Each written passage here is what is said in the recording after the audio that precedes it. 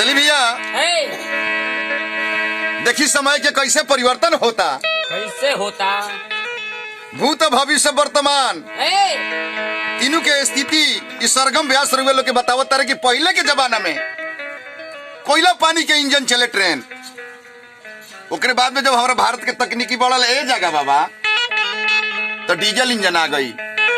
वहू से ज्यादा डेवलप भइल हमारा भारत के तकनीक तो इलेक्ट्रिक इंजन आ गई। पहले के जमाना में कुमार चाचा जी बबुआ संतोष रजिस्टर पर बैंक में दफ्तर में ऑफिस में काम होके लिखा है। हमारा भारत के तकनीक बढ़ल तब कंप्यूटर लाग गई सब जगह। का जगह बाबा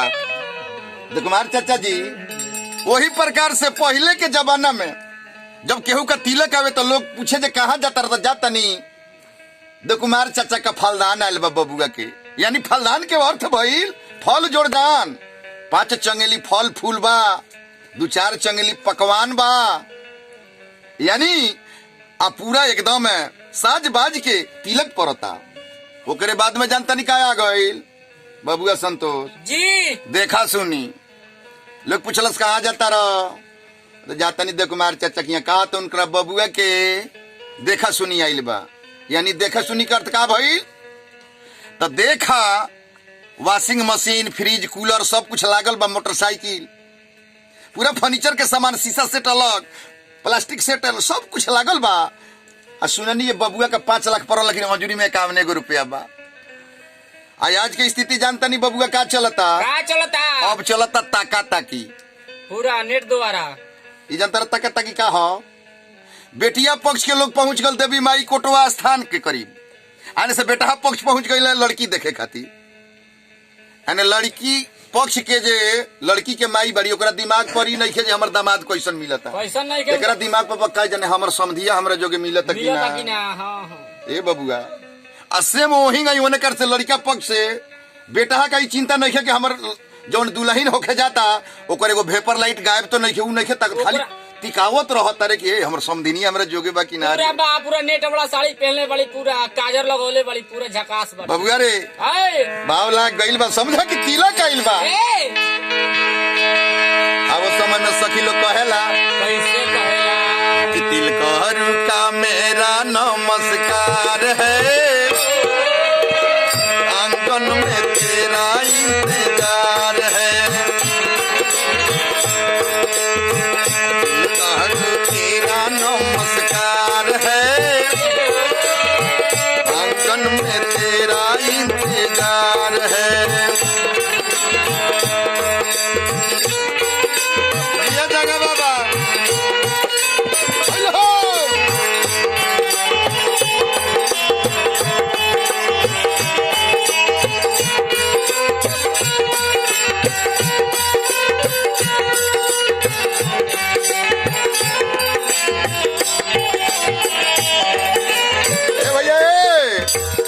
वही में सखी लोग कहेला हदलाई सखी लोग पाहुन कितना कर्जा पैसा काट के सब सामान सुंदर लेके आवो लेकिन हमारा शिकायत न क्यों हवा। लेकिन सखी लोग क्या कहेला तब हूँ बबू बटुला ले आयल साला छोटा रे, संगवा में नहीं लायो लोटा रे।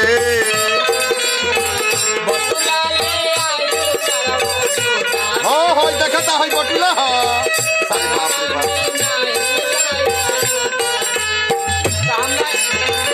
बटुला ले आयो साला छोटा रे,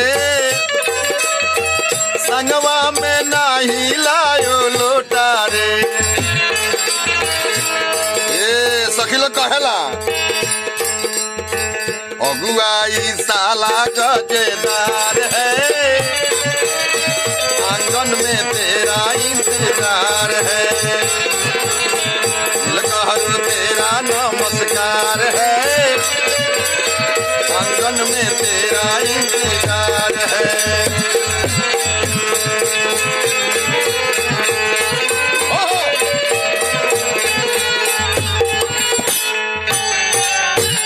जानता नहीं जाएगा बाबा तब क्या होला।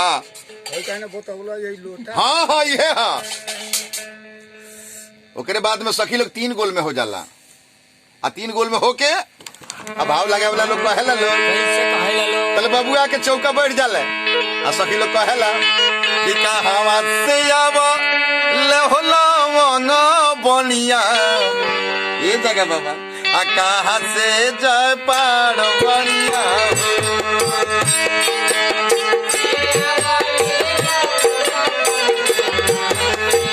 दिया दिया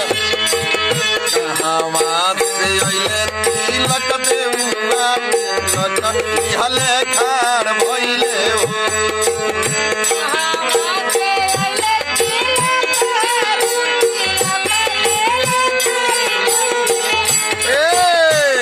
सखी लोग कहेला पूर्व से आवले लवन बरिया पश्चिम से जय पार बरिया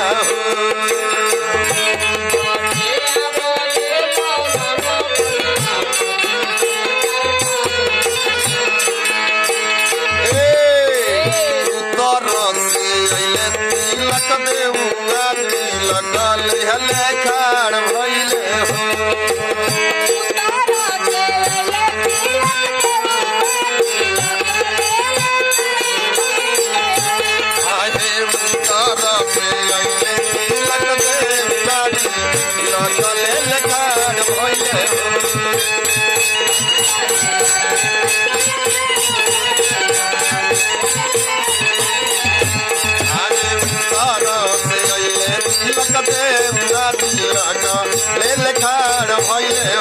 आजा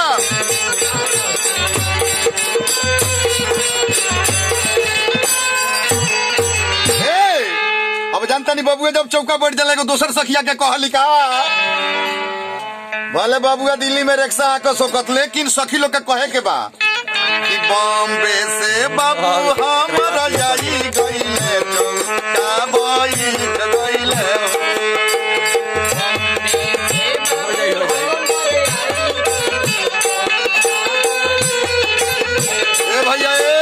लड़का का तो खुशियाली रहेला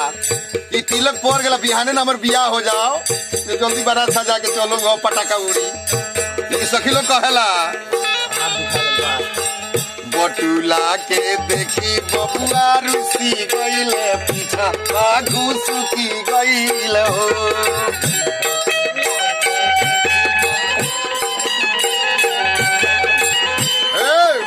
आहे बटुला के देखी बबुआ रुसी गईले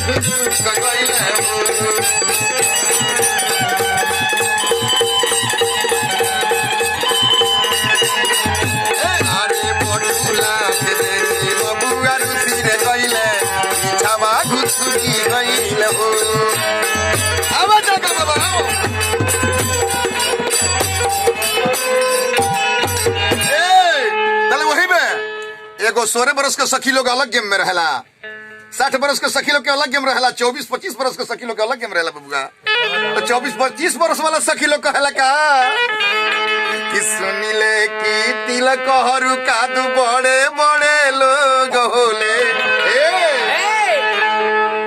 साला नाना का से भरल आंगना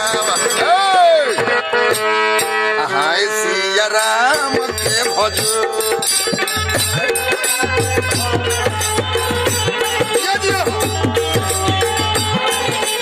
खाली मन के से भरल आंगना हाय सिया राम के भजो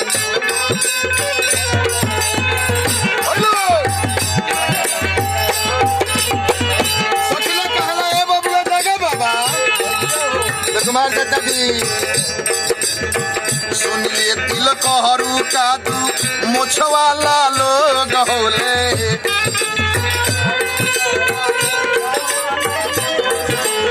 तिलक हरू कादू मोछवाला लोग होले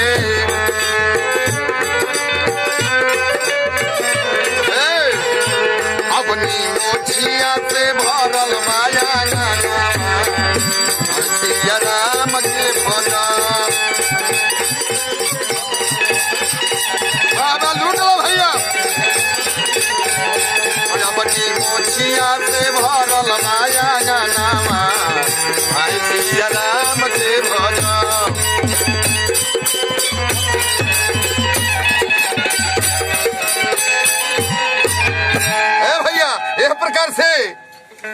तिलक चढ़ेला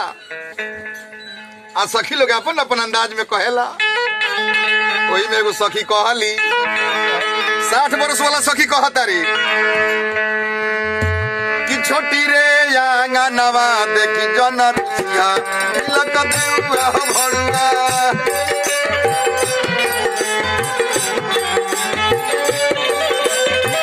छोटी रे आंगनवा देखी जनरिया तिलक देउआ हो भरुआ।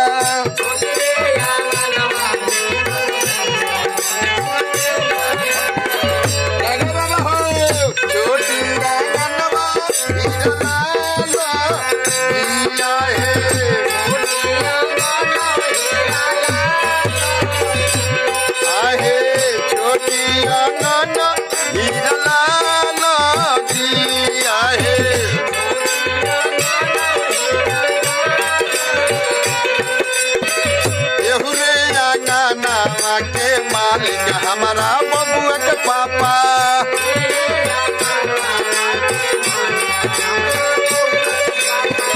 यही रे अंगनावा के मालिक हमारा बबुआ के पापा।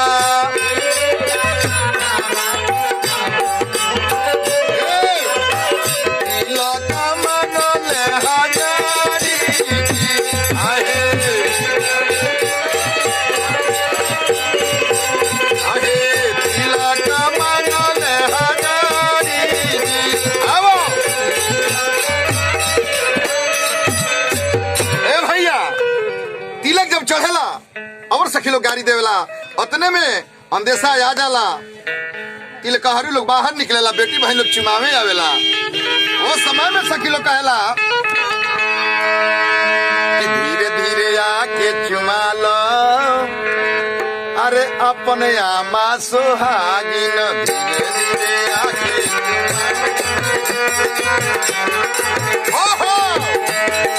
धीरे धीरे आके माला मोरे आना सुहागिन।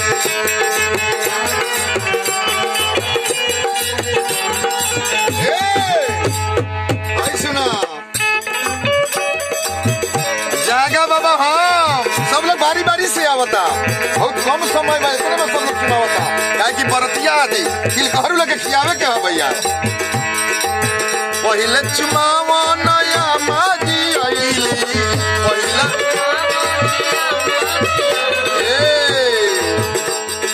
हाथ में के ककना हो बाबू कहियो जुरी में चढ़ाईली। अतने ना पहले दोसर आदमी हाजिर बा दोसर चुमावन पड़ के भाभी की आईली। जानते रहो का कहली कोमर अपन हिले हिले हिलैली कोमर अपन धीरे धीरे डोलैली। बबेर दबका भाई अपन चंदहार बाबू के चढ़ाई देखा भाभी आई।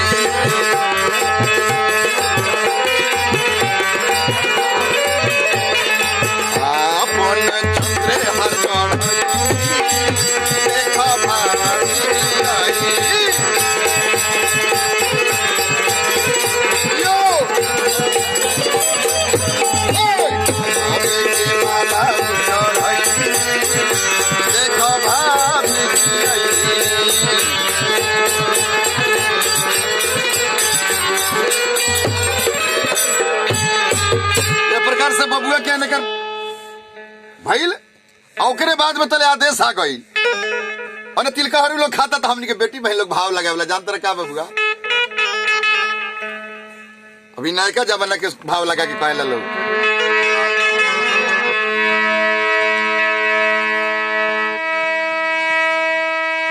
कि तिलकहरू चढ़ के आइल गाड़ी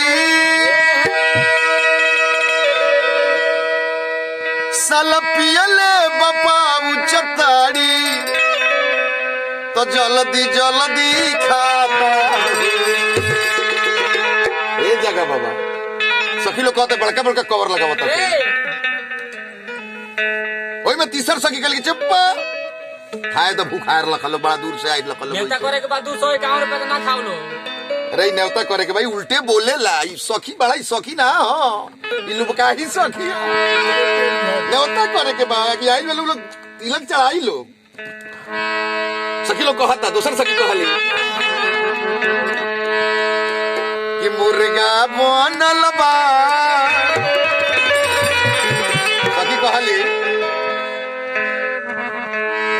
कि तिलक लेके जब आइल तिलक हरू तिलक लेके जब आइल तिलक हरू जीट मुटक बधार ए जगह बाबा मुर्गा बनल बा दोसर नहीं के तर करे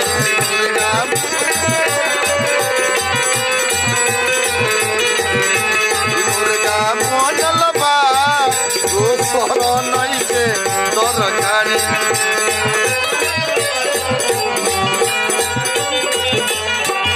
तनी रुक जाइए भैया को बात याद पड़ गई बच्चा का बाबा आज के समय में अगर केहू का लगे रंगीन प्रोग्राम होके वो तहा तिलकहरू लोग के तादाद नहीं के जाए खाती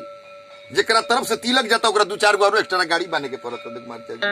संतोष बाबू दुर्गा मामा जी ए जगह बाबा आ वे पता लग जाए ना हुआ सिंपल बा पनीर बनल बा सादा सादी भोजन बा कहले जे मुंह हमारो द करे बिहार में नेवता को देम बड़ी हरास हो गइल बा तिलक में ना जाम हम ना जान का खिए हाय का खियाई हाय सुनी सखी लोग वही बात पर कहता कि धोती वाला के बैठाई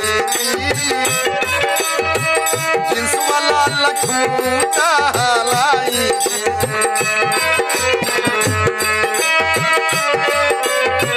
हो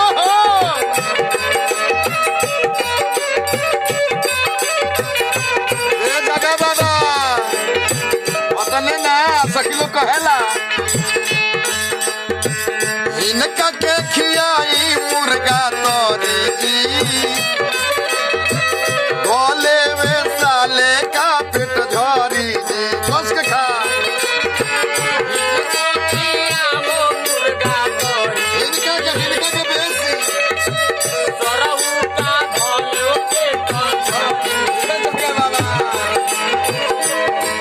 खिया वो मुर्गा तोरी जी भोले में साले का पेट झोरी जी वही में सखी लोग कहला खाए के तोहरा दिया गईले मारी कहती रे कहरू पजेला पिछुआरी खाए के तोहरा दिया गईले मारी कहती रे कहरू पजेला पिछुआरी जीत बूटा खूब जान मुर्गा बनल बा मुर्गा बनल बा दोसर नहीं के तर कारी हेलो मुर्गा बनल बा दोसर नहीं के तर कारी आजा वही में जब तिलकहरू लोग खा के आज बचावे चलेला तो हमनी के 60 बरस के पुरनिया लोग ढेकी वाला घर में रहेला बाबू रे मुंह में के चौकट टूटल बा कहे के भाई त कहा जाला लाई उ सखी लोग कढ़ावेला कहेला का तेरी मधी मारी माझी देवा मारी सी गइले आ जाएगा बाबा मधी मारी माझी देवा मारी सी गइले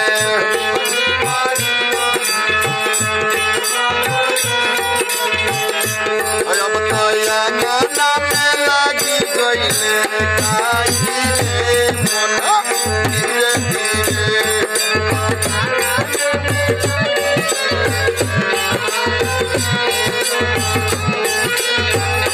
ओई में सखी लोग कहेला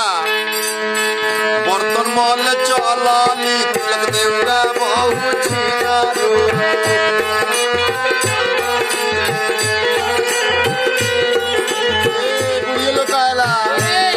तो जवान लोगों ने घेरी काटा था माइक छीन ले वाला बुढ़िया से हाथ में से बर्तन महल चला लगने का बहु चिनारो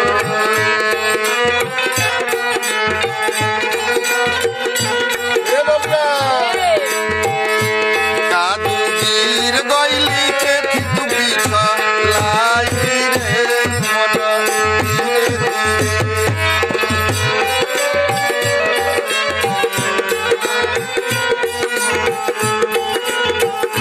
गिर गइली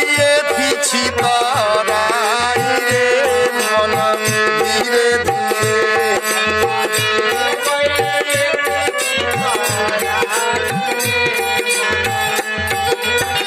चलो वही में सखी लोग कहेला हाँ धावल धूपल पहले जागा हो बाबा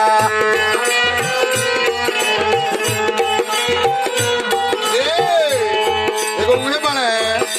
अरे एक गिरल ये 5 जाने थौरल बने धावल धूपल पहले संतोष रसिया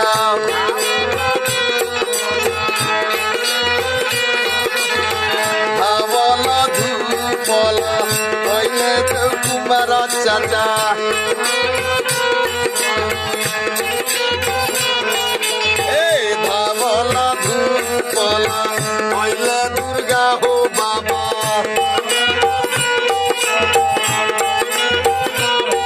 अब तो कुरावा मेली हाले रे मन धीरे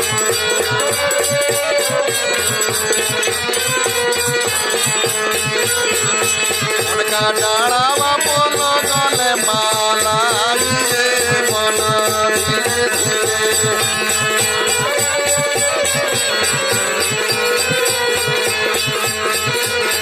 एथी लगना धीरे धीरे दाबे रे मन धीरे धीरे आजा ए भैया वही में तीसर सखी लोग कहे लगल बट ना गावे के लूर जैसे जागा भाई हमर जागा बाबा कहले सखी लोग कहेला कादू आइया के दे कुमार चाचा जी आज रटो बोले पाज रटो बोले पाज